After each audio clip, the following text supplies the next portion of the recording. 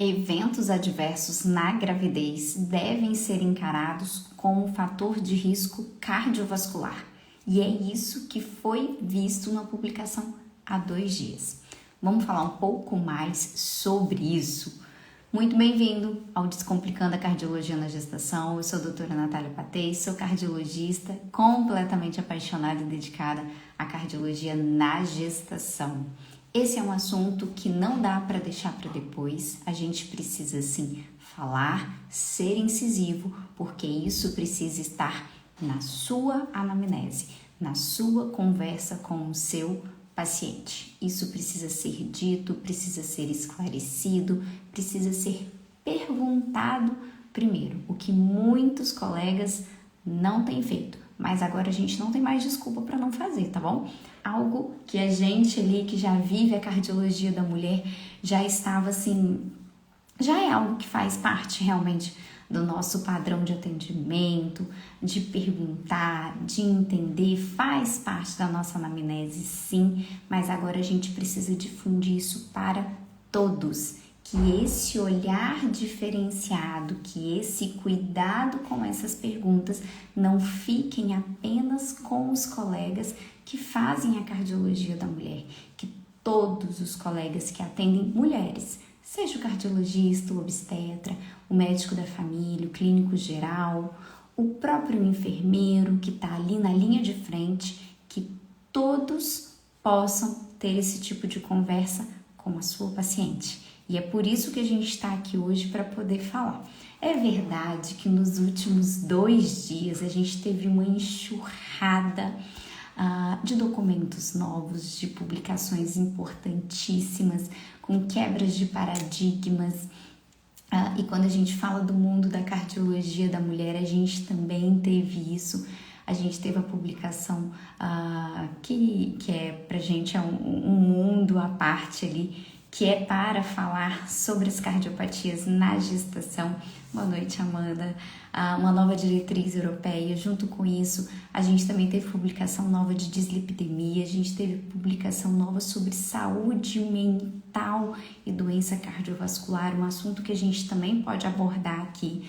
A gente teve publicação falando sobre miocardite e pericardite, sobre válvula, tudo isso, e tudo tem o dedinho lá também na cardiologia da mulher, o olhar para a mulher. Então a gente precisa sim falar sobre esse assunto, sobre os eventos adversos na gestação e o risco cardiovascular futuro. Amanda, eu tenho certeza que você já pergunta isso para suas pacientes, não é mesmo?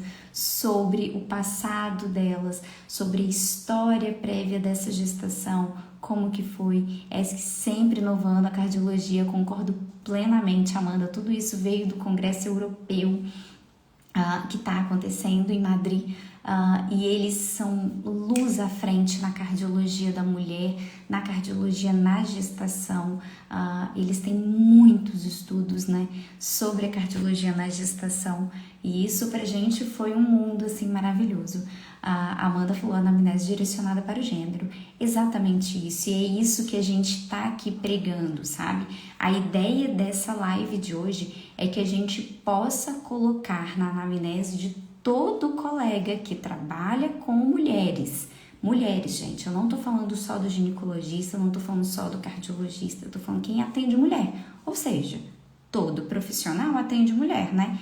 Tem que estar ali na sua anamnese, uma anamnese direcionada para gênero, exatamente como disse a Amanda. A gente precisa falar disso e estar na nossa anamnese. Quando tem uma mulher à sua frente, você precisa entender fatores específicos, porque a gente tem que lembrar que a principal causa de morte entre as mulheres são as doenças cardiovasculares. Isso é um fato pré-estabelecido, né? Isso aí, e todo mundo já tem que ter isso em mente. É claro que câncer de mama, câncer de útero, de ovário, tudo isso é importante, importantíssimo, mas as doenças cardiovasculares são a principal causa de morte. E a gente pode prevenir, mas para a gente poder pensar em prevenção lá no futuro dessa mulher, para que essa mulher com 50, 60 anos não venha a ter um infarto ou um AVC, eu preciso pensar na prevenção dessa mulher muito antes.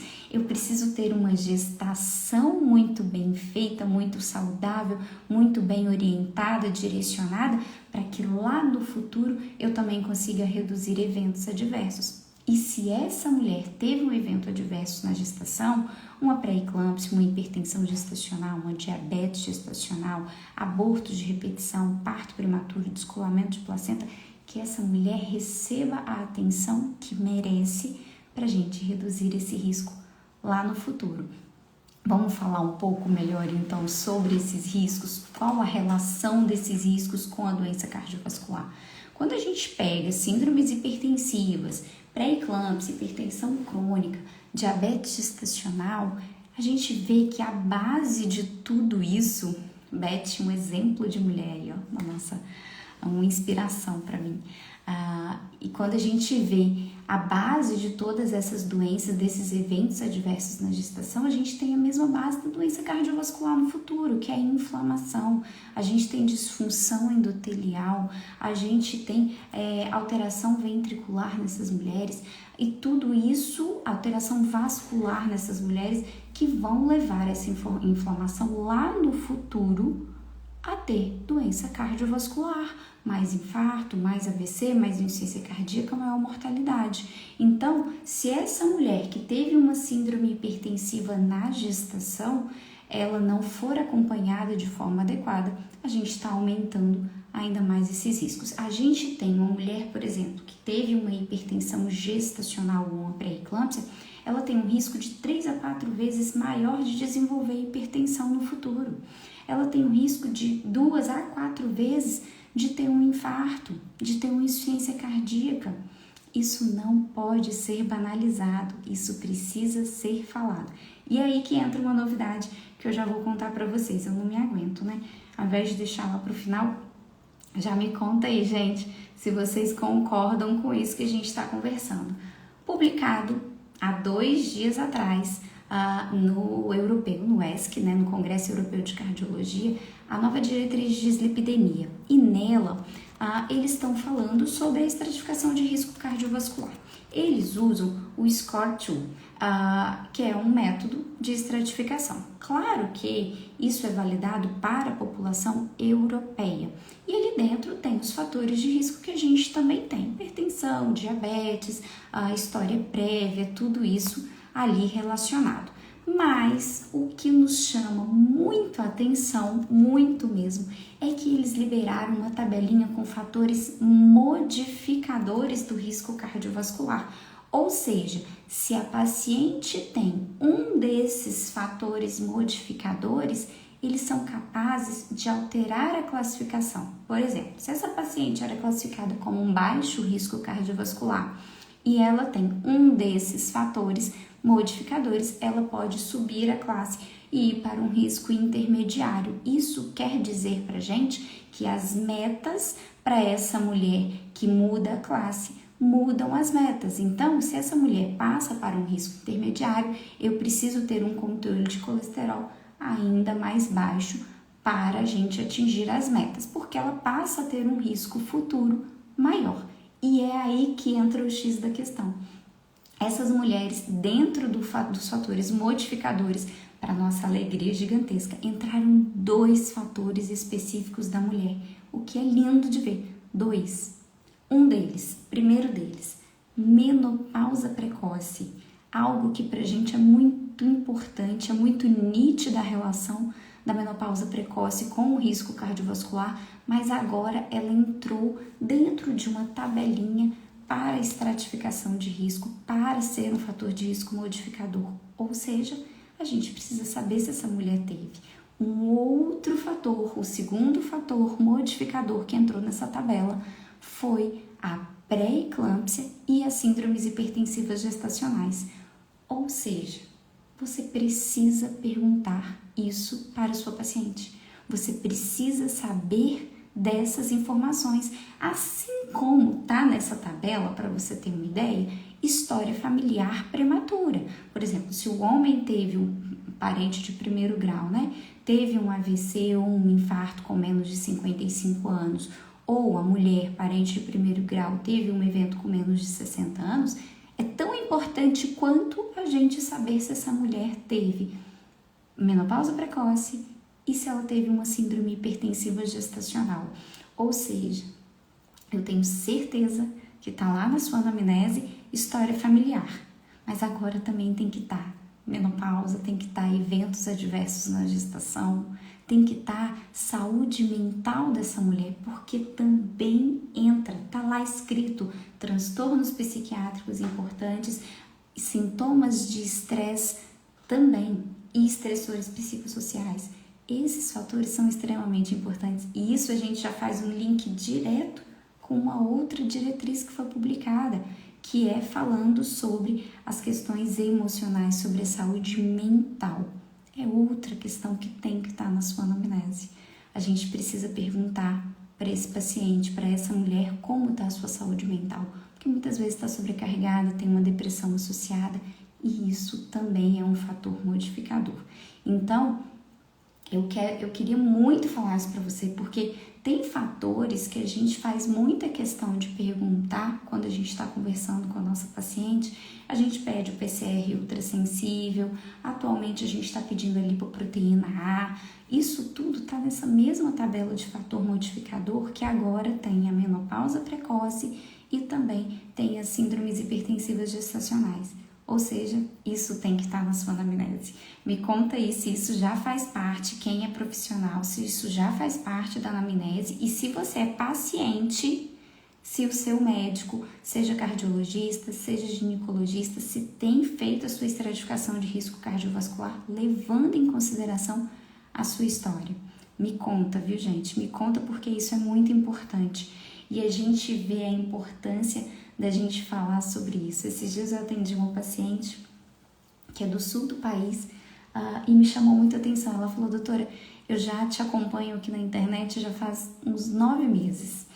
E desde que eu estava grávida, e eu tive diabetes gestacional. Só que com a sua, ela teve uma FIV, né? E diabetes gestacional e portadora de endometriose. Ela falou, só que com as suas informações eu tive consciência que eu precisava dar o segmento cardiológico depois para fazer minha estratificação de risco cardiovascular de forma correta. Então, o poder da informação está aí. Então, que a Natália fale disso e que todos vocês falem, não só coloquem na consulta, mas difundam essa informação quando sentem à mesa com um outro colega ou aqui na rede social, que a gente possa levar essa informação. Porque tem uma outra coisa muito importante para poder comentar aqui com você. Quando a gente fala de eventos adversos, sim, eles aumentam o risco cardiológico futuro, cardiovascular futuro dessa mulher. Mas quando essa mulher enxerga isso como um fator que aconteceu, eu não vou conseguir voltar atrás, mas que eu preciso ter o acompanhamento, ou seja, eu preciso ter peso equilibrado, preciso ter saúde mental, saber meu número de colesterol e tratar se necessário, conhecer a minha pressão e tratar se necessário, conhecer se tem diabetes ou não e tratar, fazer atividade física, alimentação, ou seja, ter hábitos saudáveis. Se essa mulher trata e cuida de tudo isso, eu consigo reduzir drasticamente a chance dessa mulher evoluir com um risco futuro. Tem estudos até que falam que essa mulher que teve um evento, eles compararam mulheres que tiveram eventos adversos, mulher que teve evento adverso, mas que mudou completamente o estilo de vida, se cuidou muito mais, e a mulher que não teve evento adverso na gestação, essa mulher que se cuidou e que teve evento adverso, elas se igualam no risco futuro. Ou seja, a mulher não precisa encarar o evento adverso na gestação como uma sentença. Ela precisa encarar aquilo como, ok, aconteceu, eu preciso ser realista que o meu risco é maior, mas se eu me cuido, eu diminuo drasticamente esse risco. Isso também é muito importante, porque durante a sua avaliação com a sua paciente, você precisa deixar isso muito claro para ela, que grande parte dessa redução do risco depende dela. Você está ali para auxiliá-la, para orientar da melhor forma, mas depende dela também. Fazer essa parte, né, de cuidado da saúde de uma forma integral. E isso não depende só do cardiologista, nem só do obstetra, depende de todo mundo, da equipe multidisciplinar que cuida dessa mulher, né? O enfermeiro, o nutricionista, o cardio, o gineco, o clínico geral, quem está cuidando dessa mulher. Me conta se isso tudo aí que a gente está falando até agora faz sentido aí para vocês. Um dado que eu acho muito importante compartilhar é com relação à diabetes gestacional. A gente viu que os números de diabetes gestacional cresceram muito nos últimos anos, muito mesmo. Muito relacionado à idade materna de gestação, muito relacionado à obesidade, sobrepeso durante a gestação, à fertilização também in vitro. Então, tudo isso tem maior incidência de diabetes gestacional. E a mulher que teve diabetes gestacional, ela tem de 7 a 8 vezes mais chance de desenvolver diabetes no futuro. Então, essa mulher precisa ter seus números acompanhados. Essa mulher tem 2 vezes mais chance de ter um evento cardiovascular também no futuro. Um infarto, um AVC, uma insuficiência cardíaca, morte. Então, essa mulher também precisa ser acompanhada, tá? A gente, quando fala de acompanhamento cardiológico futuro, a gente não tá falando do acompanhamento só para quem teve uma hipertensão ou uma síndrome hipertensiva. Não é isso. É para todas as mulheres que tiveram eventos adversos. A Amanda está falando, a diretriz brasileira de 2024 veio muito rica na discussão de fatores de risco específicos e subreconhecidos. Concordo plenamente. A de menopausa falou muito, né, sobre isso. Muito rica, muita informação. E a informação tá aí, né, Amanda? Tá para todo mundo que quer consumir. A informação está ao nosso alcance. Isso aí, a diretriz brasileira sobre saúde cardiovascular na menopausa, essa mesmo que a gente está falando. Na verdade, a nossa sociedade já vem publicando, né? 2023 teve uma, 2024 também. Então, a gente tá vindo com publicações falando sobre a importância, mas infelizmente a gente ainda não tem uma estratificação de risco cardiovascular, onde a gente está ali e coloca na nossa calculadora os eventos adversos, né? A mulher ainda não esses fatores de risco ainda são subreconhecidos quando a gente pensa na calculadora. A gente já sabe da importância, a gente já sabe o quanto eles elevam esse risco futuro, mas a gente não tem uma calculadora ali específica perguntando sobre os eventos adversos, sobre a presença deles. E o que foi muito rico agora nessa publicação europeia é enxergar, sim, a menopausa precoce e pelo menos as síndromes hipertensivas na gestação como fatores modificadores de risco cardiovascular futuro dessa mulher. O que faz a gente ter a obrigatoriedade de perguntar para a nossa paciente, né? Porque, olha, eu vou ler aqui para vocês quais são os outros critérios dessa tabela de fatores modificadores. Tá falando história familiar prematura, isso todo mundo teoricamente já pergunta. Etnia de alto risco, que entra mais principalmente a sua asiática. Sintomas de estresse, ou seja, a saúde mental dessa paciente, que é algo subreconhecido também e que precisa ser falado, né? A gente pode conversar um pouco melhor sobre isso. Privação social, obesidade. Obesidade está nessa mesma lista. Inatividade física, ou seja, sedentarismo também está ali. E eu tenho certeza que perguntar sobre história familiar, obesidade, sobre sedentarismo está na anamnese de todo mundo. Só que a gente precisa ir além, a gente precisa ter outros, saber dos outros, né? Doença crônica mediada por imunidade ou doença inflamatória. Ali a gente pode pensar nas doenças autoimunes e essas inflamatórias a gente pode pensar como uma endometriose, a gente pode pensar numa doença de Crohn, que são doenças inflamatórias. Transtornos psiquiátricos importantes, aí entram os dois de cardiomulher, né? Histórico de menopausa prematura, pré-eclâmpsia e distúrbios hipertensivos. A gente tem infecção pelo vírus do HIV, no entanto, a meta de tratamento para pessoas com HIV, a gente tem que tratar todos a partir dos 40 anos, todo mundo que tem HIV, a gente vai entrar com estatina. A síndrome de apneia obstrutiva do sono também está nessa mesma lista como fator modificador. E a gente pesquisa, né, a apneia nos nossos pacientes. E aí entram 2 exames que são bem estabelecidos para a gente, como o PCR ultrassensível maior do que 2 e a lipoproteína A quando maior do que 50. Então, grande parte desses fatores já estão na nossa anamnese. Mas a partir de agora eu quero que você também coloque na sua anamnese a importância, dê valor realmente à menopausa precoce, as síndromes hipertensivas gestacionais e eu vou um pouquinho além, aos eventos adversos na gestação, que são importantíssimos. Me conta aí até agora se foi tudo tranquilo para vocês. E quando a gente fala de novidade, eu vou falar só mais uma e aí chega, né, por hoje. Pode deixar que tá vindo, vai vir muita coisa legal aí sobre essas novidades. No último mês, né, agora nesse mês de agosto, a gente teve muita publicação legal, a gente teve agora a do ESC, todas que a gente já comentou, a gente teve publicação americana de hipertensão e que tem coisa nova ali de hipertensão na gestação, então assim, tem muita coisa nova sendo publicada. Agora em setembro a gente vai ter diretriz brasileira de hipertensão também sendo publicada, então assim, tem muita coisa aparecendo, né, gente? A gente tem muita coisa para poder conversar ali, tudo muito atualizado.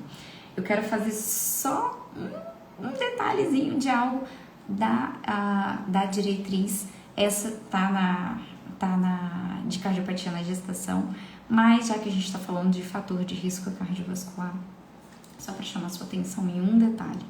Quando a gente fala de mulheres que tiveram síndromes coronarianas, e que tiveram um infarto, enfim, que usam estatina e que engravidam, antes a frase era uma só: não use de jeito nenhum. Não era isso? Não era? Contraindicação absoluta, ou seja, engravidou, estatina, tchau. Se tem stent, enfim, a gente não tinha nenhuma segurança ali de diretriz para falar. Já vinham algumas publicações falando um pouco mais, no curso eu já tinha falado sobre isso. E agora a gente tem nessa diretriz falando da manutenção em pacientes que já são altíssimo risco, né? O uso da estatina na gravidez. Natália, calma para tudo.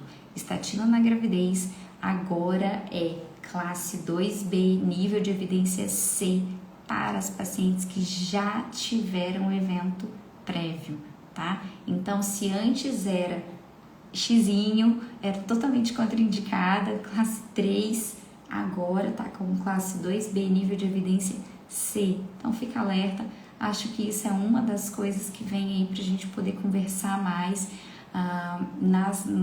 no curso, né? Nas minhas turmas, já é algo que já havia sido comentado, que a gente já tá tendo um pouco mais de tranquilidade no uso, algo para ser conversado, esclarecido sempre com o paciente. Cuidado com a forma como você vai liberar a estatina na gestação, é algo muito restrito e é para aquela paciente que sabe do risco, ou seja, ela teve um evento, ela engravidou, isso precisa ser conversado, ou então é um paciente que teve um evento e você vai explicar sobre esse risco, sobre a possibilidade de uma gestação, se vai assumir ou não esse risco futuro. Isso é algo que vai estremecer aí um pouquinho o uso da estatina na gravidez, que antes era classe 3 e agora vem como classe 2BC, ou seja, temos a possibilidade do uso. Mas algo para a gente conversar depois um pouco melhor. Então, o meu recado de hoje fica no seguinte: eventos adversos na gestação acontecem em cerca de 20 a 30% das gestações. Ou seja, e a gente está tendo um aumento da prevalência desses eventos adversos. E esses eventos não acabam com a gravidez. Se a sua paciente teve um evento adverso na gestação, ela precisa ser cuidada a longo prazo.